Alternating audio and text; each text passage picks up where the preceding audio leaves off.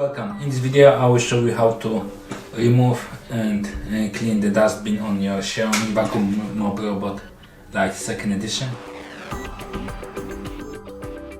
To start, open the flap at the front and then press this latch and pull it Dust compartment has been removed. all out, and just press with 2 fingers like that on these arrows and open it, and you can remove all your collected dust and clean a dustbin.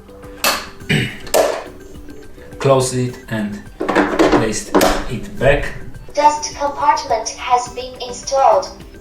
and this is how you clean dustbin on a XIAOMI Vacuum-Mop Robot. Thank you for watching. If you like this video, subscribe to our channel and give us a like.